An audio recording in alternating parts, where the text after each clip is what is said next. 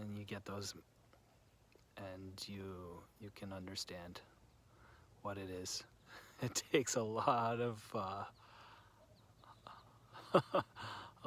a lot of work, lots of yeah, and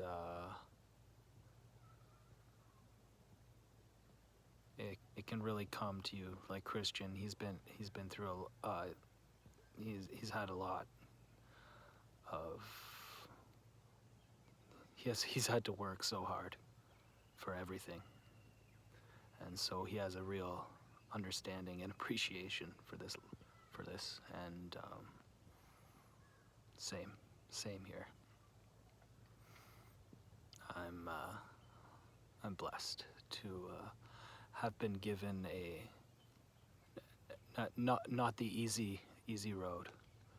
I've had to work, but I was shown at a young age how to work, and I was put in sports and put in summer camp that fosters a lot of love, appreciation for nature, and confidence in skills and yourself, and uh, what you can really do.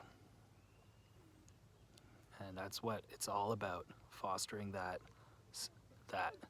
in children. That's what it's all about, is giving them that. You give them that, you give them the outdoor experience.